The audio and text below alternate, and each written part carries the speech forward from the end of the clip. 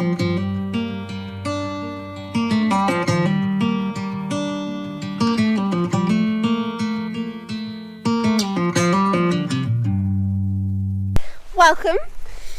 to another vlog. I wanted to go over a subject today that I think is a little bit taboo, especially with the British. We don't like to talk about money. I don't know what it is, because it's such an integral part of our lives, and if you don't have enough, you can't do the things you want to do, or even so much as you need shelter and food and security and stuff. So why we don't talk about money when it's so integral to our mental health, our livelihoods, our well-being, I do not know. So I wanted to go over kind of my 2024 horse budgeting and a little look back on 2023 and how much I spent. So while I'm going about my chores on the yard, I thought I'd just discuss it with you. My first thing I do on the weekend is just walk the field and make sure the fences are all fine, because I don't really see it in the daylight in the week because I'm at work. So we'll just walk the fence and have a little chat. So in 2023 I track my spending religiously, and in 2023 I spent almost £6,000 on the horses in additional expenses. So that's like entry fees, farrier, vets, buying rugs, buying feed, and then I spend almost exactly the same on like the bills, the things that are the same every month. So livery, got to afford the place where your horse lives, insurance, so that's insurance for my trailer, insurance for the horses, transport, so that's paying for the van. I got my van on a loan, and my trailer is actually owned by my parents, so I was very lucky. And I am very aware that there is a lot of privilege that comes with owning horses, and you can do it on a fairly tight budget, and you can do it really extravagantly. But overall, last year I spent just under £12,000 in total on everything with the horses. That includes dentist, physio, vet fees, literally everything, feed, and that's a lot of money. So I just wanted to break down, because I love watching like financial budgeting videos, and I just wanted to break down how I budget for that and how I make sure that I've got enough money each month to do the things that I want to do. See, this is why I check. This one will need fixing up. So I have an account where all of my money goes in from my job, and like literally 8 years ago I worked 3 jobs to be able to afford my horses, but I'm 11 years into my career now. Come on, you. And thankfully I only have to work 1 job to afford them, but it just goes to show that if you want to have them, you'll make sacrifices in some areas and you'll work hard in others so that you can. Is it a poop time? It's always poop time for you.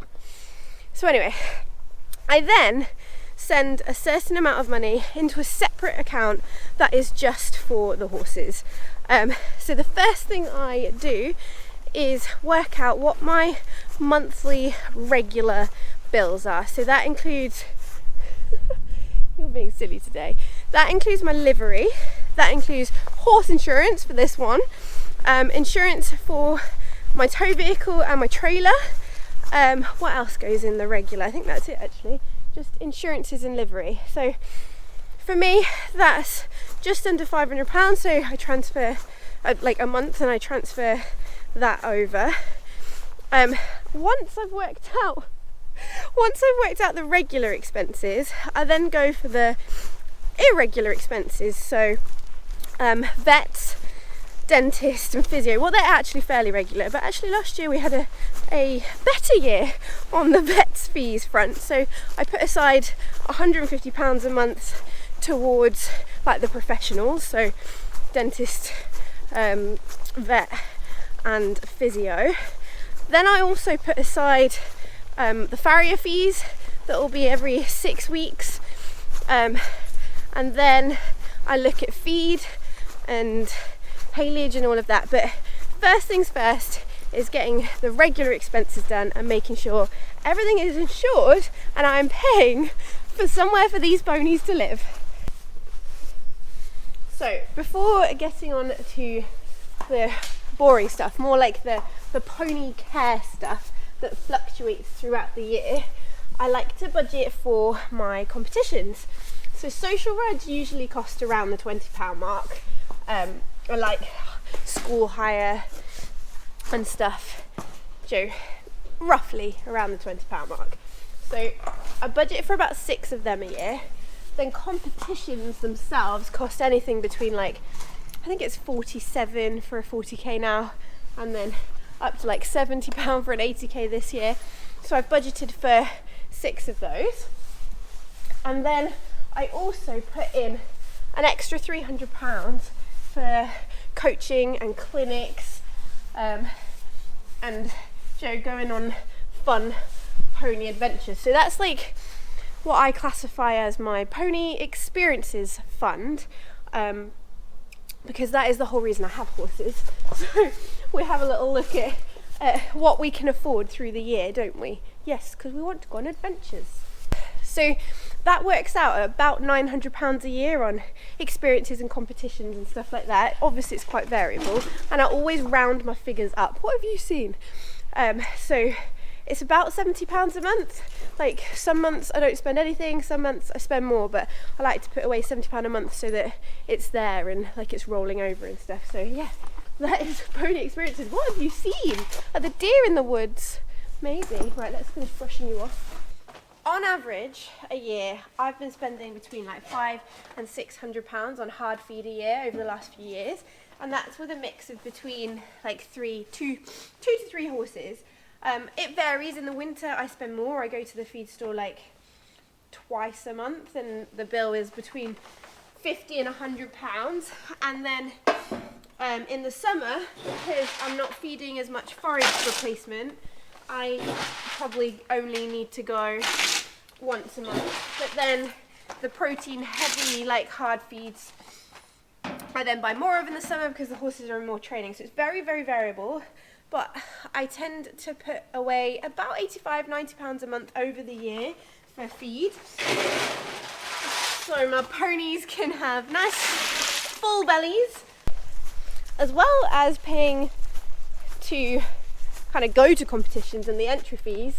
I also need to get there, so I'm just packing the trailer to take Estrid out on a little ride now that she's groomed and fed. But I need fuel, so as well as insuring the trailer and the van and paying the loan for the van, which I don't actually add on to my horse expenses now, because it is also my day-to-day vehicle, I need to pay for fuel to get to all my events and stuff. And we do travel quite far afield, so I put aside £200 a month for fuel. Right, let's go get the tax so I can pack. That allows me to usually go out and about for a long distance ride away. It really depends where you're going, to be honest, but on average, because in the winter months I don't go out in the trailer as much, and in the summer months I might go out 4 or 5 times a week, so it varies. Go attack. This is possibly, there are many things that I can't budget for if things happen and stuff. And I always round up, so there's usually a little bit of leftover money to buy a new rug if it's ripped, or wash something, or repair something, or buy something. But I don't really budget for buying equipment. So that comes out of my normal person spending account. I mean, it's all my money. I pay for it all in the end. That's adulting for you. But I don't really budget for buying equipment, new clothes, stuff like that. That comes kind of from a separate spending account, because I don't really class it as, an essential. So the stuff that goes into my horse bills I class as essentials, a fuel is an essential, feeding is essential, stuff like that. And stuff that aren't essentials I will classify as spending. I need to buy haylage, so I buy these big haylage bales in winter, and they're £30 a bale, and I usually use between 8 to 12 bales a year. And then in the summer when I'm competing, I'll use these small bales to take away with me, because we've got enough grass in the UK that I don't need to feed these big bales all year round. So in total I probably only spend about £500 a year on haylage, which is relatively low, I think, compared to some people, but obviously it is an expense that we have to take into account, so that goes into the horsey fund as well. There's one other cost that I have to consider in winter, and that is bedding, because I bring Tizzy in so that she can have her hay replacement. I've actually switched. I discovered pellets a couple of years ago instead of shavings, and it saved me so much money. But again, this is a category that I don't spend that much on, because Tizzy is probably only in for 3 months of the year, and I only use one of these bags a week, and they're about, I think, £6-ish, something like that. And I use 5 to set the bed up. So I actually don't end up probably even £100. I've got a horse on box rest because they're injured in the season. Obviously that expense goes up. But all in all, I don't spend that much on bedding, but I like to still set it aside so that it's my account is being like added to all year round. So when it comes to buying, I like to buy them in bulk if possible. When it comes to buying them in bulk, the money is ready and there to buy them ready for winter. One of my biggest monthly expenses I've just washed is the horse's feet. Now in the winter I go barefoot and they use boots for stony stuff, or if it's quite nice going then we don't put anything on their feet. But in the summer they are shod. Now I've chosen to do this because I like to give my horses a break. I've always done that from shoes, let their feet kind of be, and because we live where there is a lot of clay in the winter, because it's so muddy and deep, the shoes get taken off a lot, so it's better for them to be barefoot when the ground is so boggy and sucks shoes off. And I put away £130 a month for shoeing and kind of for the winter boots turnover. The boots so far are lasting me about two winters ago, so that's pretty good value for money. I also have to consider going into competition season, so I put shoes on as soon as I start to do some decent training and the ground is good enough that they're not going to be pulled off all the time. But then when I go into competition, then I also add pads for a bit more concussion and to stop stony bruising. So yeah, £130 a month in the pony fund for their feet. Just given Tizzy her haylage replacement, her fibre beat, before I take Estrid out, so she doesn't have to come in today. She can enjoy the sunshine and eat her food while Estrid is out rather than have to come into the stable. Hey, so that's kind of how I budget. I take a note all year, have a little review every 3 months of how much I'm spending, an update, and I have an account that I put about £1,300 in a month that is pure for horsey expenditure. Now that's just under 40% of my salary, and it's a lot of money, but this is my hobby, this is what I work hard for, and it's basically why I go to work and want to earn a salary. Are you done now? You've eaten? You've still got loads left? She's like, no, why are you chatting? I'm ruining my peace.